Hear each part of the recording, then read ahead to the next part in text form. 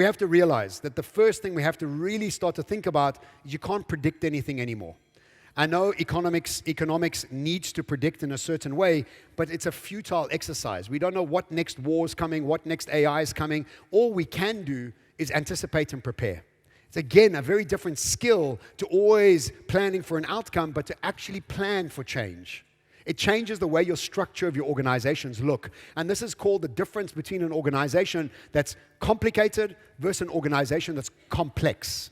And so a complicated world is the world we understand. The complex world is the world we don't understand at all, which is the world that's coming. Let me remind you what a complicated world is. A complicated world has patterns that repeat themselves. It's called the economies of scale system. We are addicted to certainty, understanding these patterns. Also, two, anything inside a complicated world can be solved using mathematics, Excel spreadsheets, and accounting because it's in a straight line and it's outcome-based. Three, everything in this system is eventually automated because that's what happens when you have pattern recognition and pattern repetition. This is what AI does. But the fundamental shift or the fundamental system that keeps a complicated world up is called economies of scale focused on efficiency. This is the world we all understand. This is the world that we've been trained in and have become successful in. But welcome to the complex world, where the complex world has some patterns, but they don't repeat themselves. So there is no guaranteed outcome. You cannot use accounting, mathematics, and spreadsheets to figure out this strategy because it's not in a straight line. Nothing in this system is automated yet because there are no patterns. All the patterns are all over the place. But here's the foundational difference. Economies of scale and efficiency are being replaced by economies of learning and robustness.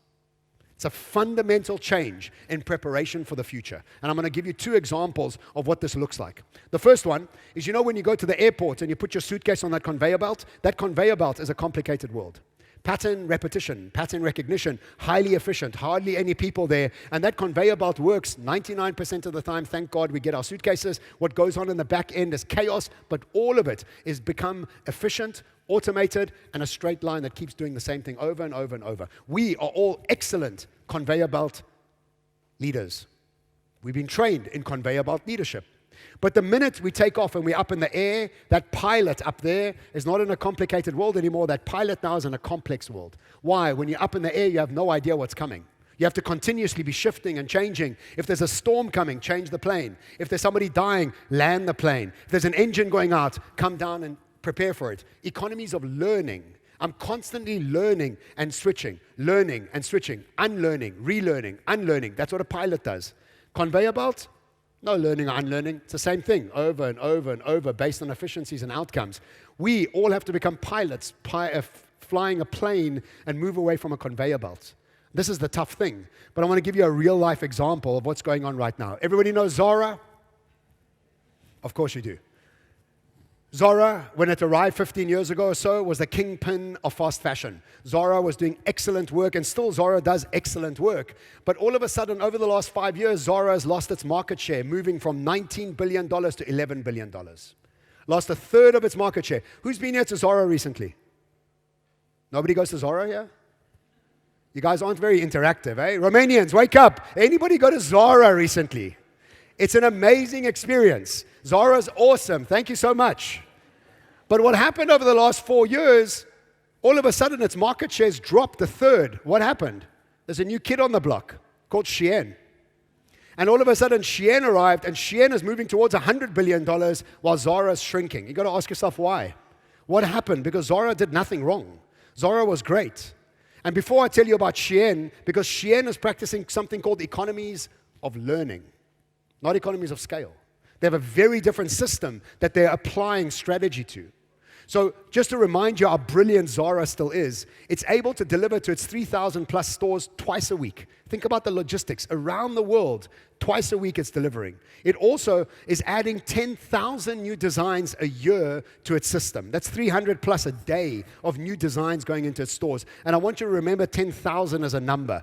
Zara does 10,000 a year. And then lastly, it takes anything from design to the store in 10 to 15 days. These are well-known stats, and I'm trying to explain to you how amazing Zara is. Zara is the kingpin of efficiencies, the kingpin of economies of scale, the kingpin of profitability based on low margins. Zara is the king. Nobody does it better than them. Even being that good at what they do, they're losing market share. So let's understand what has happened. How have they gone from $19 billion to 11? How is Shein going up towards 100 billion? Totally different business model. They've moved away from economies of scale and moved towards economies of learning. And so what is Shein? Shein is not even a clothing company. Shein is a social media, SEO, and data collection business. It doesn't even own any assets, any factories, any material. All it does, it scrapes the internet 24 hours a day, and it's continuously looking for clothes on social media that you and I have liked the most and shared the most. And it takes these clothes that you and I have liked the most and then generates with AI 10 different variations in 20 different colors and puts it up onto their website. On a daily basis, Shein is able to put up 10,000 new styles a day. Zara did 10,000 a year. Shein does 10,000 a day. But guess what?